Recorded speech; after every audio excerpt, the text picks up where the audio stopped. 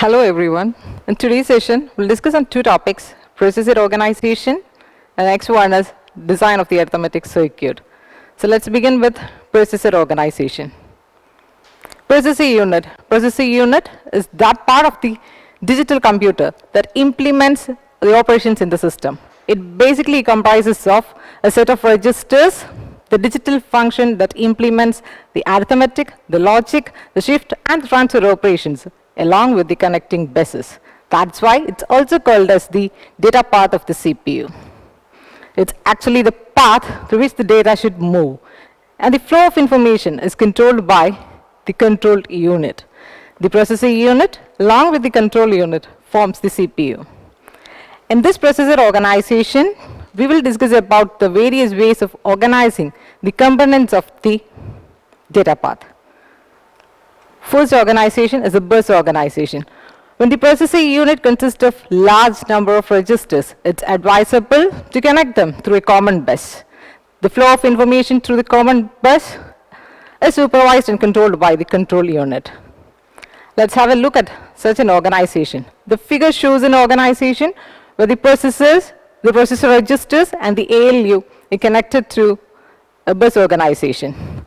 So to look into the details of the organization, we have a set of 4 registers reading from R0 to R3. Each of these registers are connected to 2 multiplexers to form the buses A and B. The A and B buses are applied to the arithmetic and logic unit, wherein we can perform a set of arithmetic or logic operations based upon which function we select on the select line. The output from the ALU is moved to the shifter, which is capable of applying the shift operations. We can either do a right shift, a left shift, a no shift, or a rotate based upon what selection we make on the shift select. The output from the shifter moves to the S bus. From there, either you can transfer the output to an external destination or the output can be stored back to any of these registers. How do we do that? To store the output to any of the registers, enable the decoder. The decoder will activate the load line of whichever register we have selected through the destination select line. And that corresponding register loads the data from the S bus into its contents. Now, let us see this flow of information in the bus organization with the help of an example. So consider the example operation here to add the contents of register R2 with the content of register R3 and transfer the sum into register R1. So what are the steps needs to be taken to perform this operation in a bus organization? The first step will be to load the contents of the source registers. So first let us load the content of R2 into bus A. How do we do that? We make the multiplexer select A select to select the register R2. So the contents of R2 becomes available on the A bus. Let's load the second source register R3. How do we do that? Make the multiplexer B select register R3. So now the contents of the source registers R2 and R3 are available in the buses A and B. A and B are applied as input to the ALU. So now on the ALU, make the selection for a addition. ALU performs the addition and the output is transferred to the shifter. As per our example, there's no shift operation needs to be performed. So in the shifter, we apply a no shift and the data passes through the shifter to the S output. Now, as per our example, we need to store the data back to the destination register R1. How can we make that done? We need to select the destination register in the decoder and activate the load line of R1. The moment the load line gets activated, R1 will be capable to load the data on the S bus into its contents. So in order to perform this given operation, we have generated 5 control variables in a single clock pulse. This is one among the easy organizations, simple organizations, but as the number of registers grow, we need larger multiplexers and larger decoders, and that increases the complexity of the circuit. So why can't we think about an organization where we club all these registers together into a single unit? So that's our next organization, where we put all the registers together into a single unit, and that single memory unit, we are calling it as the scratchpad memory. So how do we define a scratchpad memory? The registers in the processor unit put together into a small memory unit is what we call as the scratchpad memory. Because it's a memory unit, in order to access a memory word, we need to provide the address. So this is how it's different from the bus organization. The bus organization, if you want to select a register, we used to do the selection with the multiplexers. But whereas in a scratchpad memory, if you want to access a memory word, you need to provide the address on the address line. This organization reduces the complexity of the circuit, and therefore it is cheaper than the bus organization that we have discussed. Now let's have a look into such an organization. The figure shows a processor unit employing a scratchpad memory. So let's see what are the components in the organization. We have a scratchpad memory which clubs all the registers together into a single memory unit. And to access the content of the memory word, we have the address line. We can perform the read and write operations. The output of the read moves to, can be loaded to 2 registers, register A and register B. They are applied as the input to the ALU. The output of the ALU is applied to the shifter, and from the shifter the output can either be transferred to an external destination, or we can store the result back to the scratchpad memory using a memory write. So now let's see how the information flow happens with the help of an example. Let's consider an example. Add the contents of R2 with the contents of R3 and store the sum to R1. In this organization, let's assume that we have a scratchpad memory with 8 memory words. So in order to address the 8 words from 0 to 7, we need 3 bits. In this organization, if you want to perform the addition operation, the first step is to load the contents of the source register.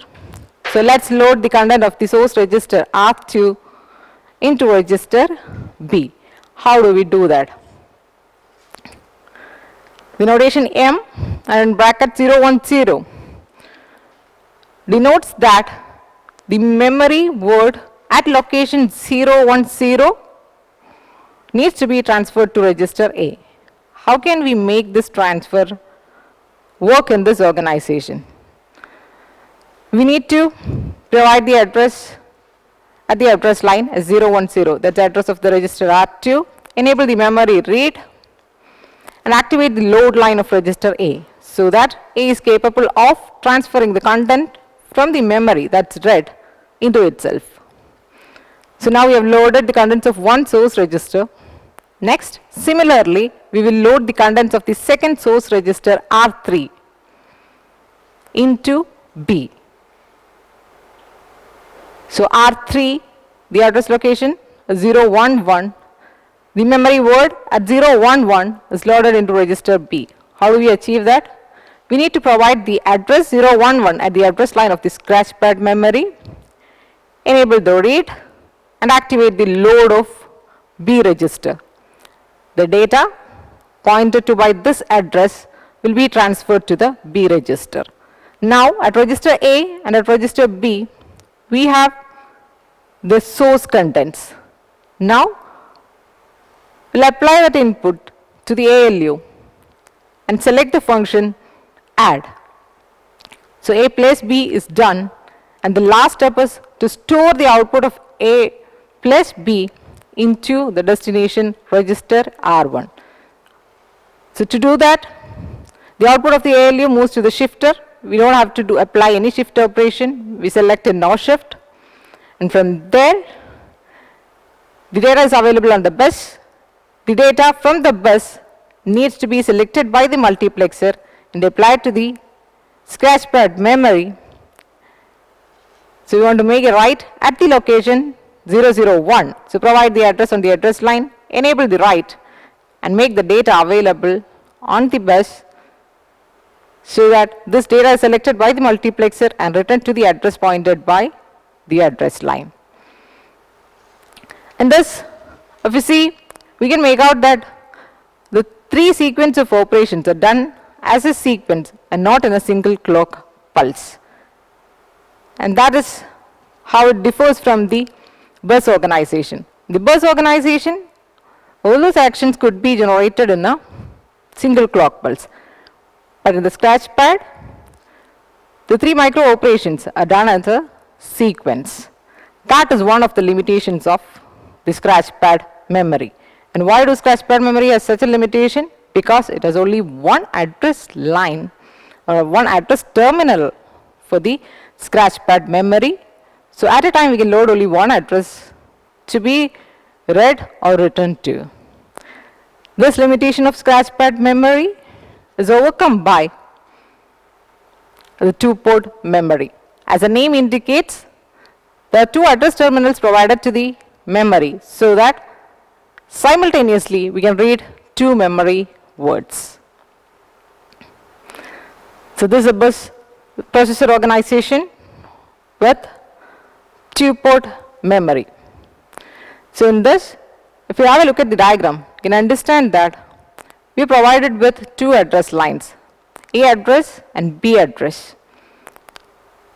If we provide two addresses on these address terminals, we can do a memory read of two memory words at the same time and load the contents into register A and B. The data from registers A and B can be taken to the ALU and the output of the ALU moves to the shifter.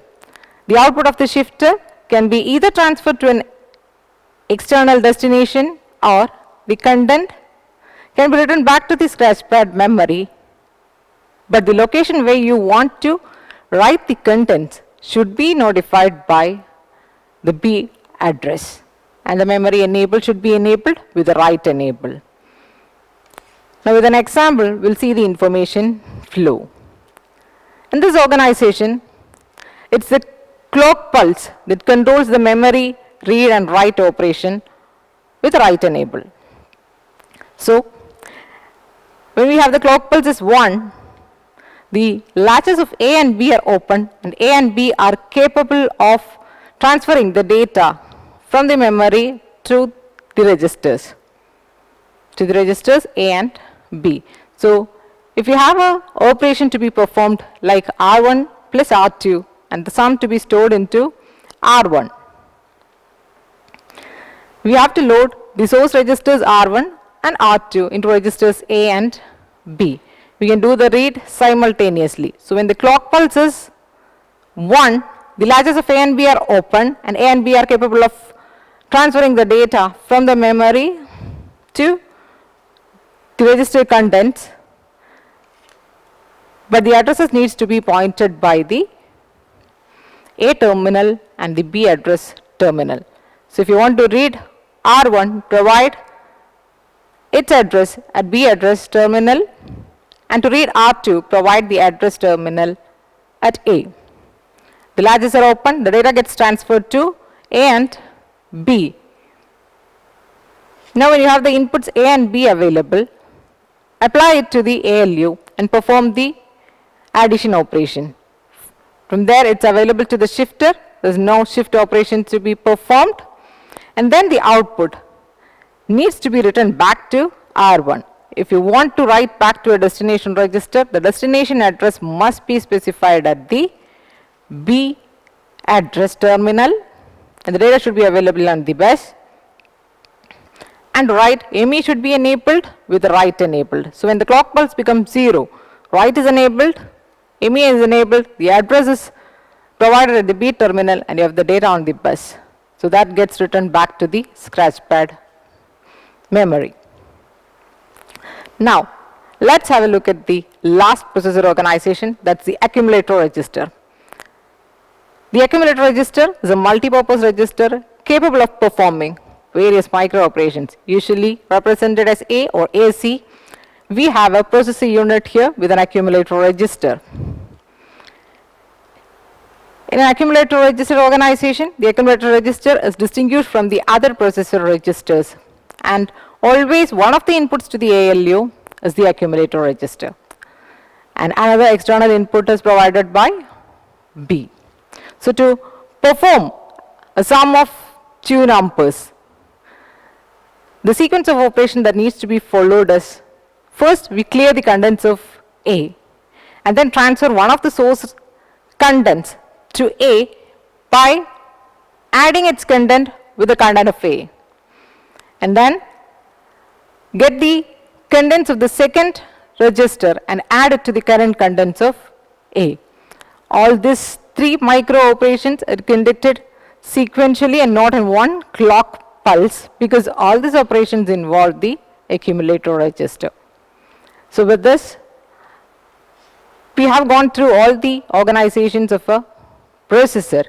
So to summarize on the processor organization, we have seen the processor unit organized with a bus organization. We have seen the processor unit organizing all its registers into a single memory unit with read-write capacity, and that is what is the scratchpad memory. But it suffered from the limitation that it has only a single address line. So to overcome that delay, the two-port memory approach was used. And the final one is the accumulator register processor organization. Next, now we'll have a look at the arithmetic logic unit. The arithmetic logic unit is a multi-operational combinational logic unit capable of performing the arithmetic and the logic operation. In this section, we will have a look at only on the design of the arithmetic circuit. So to start with, this is the design of the arithmetic circuit. The basic component that we use in this design is a parallel adder. Parallel adder, as you know, provided with inputs A and B, a carry in and a carry out, is constructed by cascading a number of full adder circuits, and F denotes the output. So now we use this parallel adder to generate a number of arithmetic operations. For example, if you provide a carry in as 0 in this organization, we get F as A plus B. If you provide C in as 1 into the circuit, we get F as A plus B plus 1. So by altering the inputs to, or controlling the inputs to the parallel adder, we will generate a set of operations. Let's see how we can do that. Now let's have a look at how we generate the different operations by controlling the input to the parallel adder. So this is the parallel adder with two inputs A, B and a carry in as 0. So the function F gives you the output as A plus B. We have a look at the second circuit. We give the input A and B along with carry as 1. We get the function F as A plus B plus 1, that is addition with a carry. In the same parallel adder, if you provide a B complement as a second input and C in as 0, we get the function F as A plus B complement. If we provide the inputs as A, B complement and the carry in as 1, we get the function F as A plus B complement plus 1, that is A plus 1's complement of B plus 1, that is A minus B, that is subtraction. Instead of B, if you provide the second input as 0, you get the function F as A plus 0 plus 0, that is A itself, so that's a transfer operation. Instead of B, we provide a 0 and then C in as 1, we get F as A plus 0 plus 1 or A plus 1, that is an increment operation. To the parallel adder, along with A, instead of B, we have provided all ones, and the carry has no effect on this now because the carry is set as 0. So what will be the output of this parallel adder F? Here I have taken an example to show that a binary number 3, I am adding to the binary of 3, I am adding all ones, I get the output as 2. So if you add all ones to a binary, you get the output as a decrement operation. So you get f as a minus 1. So the same circuit, instead of C in as 0, I have set C in as 1. So you get function f as a minus 1 plus 1, that is f is equal to a itself. That's a transfer operation again. So now from this diagram it's clear that if we control one of the inputs B, we can generate 8 different arithmetic operations. So as an input line, A will remain the same, but instead of B, we will have a control circuit in between the B line and the input that it receives at the full adder. So now we'll look into the design of that circuit. So now we have discussed that from parallel adder, when we control one of the inputs to the parallel adder, we are capable of generating almost 8 different operations. So if you want to design an arithmetic circuit, the basic component is a parallel adder or as a full adder. So to that we supply the A input as such, but the B inputs need some kind of control. So we need to put a circuit here so that we control the B input and generate multiple operations out at F. So what is that circuit? The circuit that we use to control the input of B to change it to Yi, wherein Yi will be at times Bi itself, at times Bi complement, at times 0 and at times 1. And the element that help us do that is the true complement or the 1 0 element. The circuit looks like this, where we have two control variables S0 and S1. So in this we have the basic input line as Bi, which being controlled by S0 and S1, we get different outputs at Yi. When we do and we activate only this particular AND gate, or we make only S0 as up, we get Bi being transferred to Yi. When you make S1 alone up, we get the Bi complement or the NOT of Bi at Yi. When we make both these AND gates down by setting a 0 0, you get a 0 at Yi. When you make both the AND gates up by providing 1 1 at the control variables, you get a Bi through the upper part and a NOT of Bi through the lower part, and that gets cancelled as 1. So now this is the circuit that needs to be placed in between Bi and Yi in order to control the input of Bi. So the Boolean function can be represented as the x. So now here I have shown an arithmetic unit with one bit to which we have two inputs xi and yi, or x1 and y1. x1 takes a1 as such, but y1 instead of taking b1, it has a circuit, a combinational circuit in between, and that is the 1 or the 0 element. So this circuit provided with 3 input control lines, the Cin, the S1 and S0, is capable of generating 8 different arithmetic functions.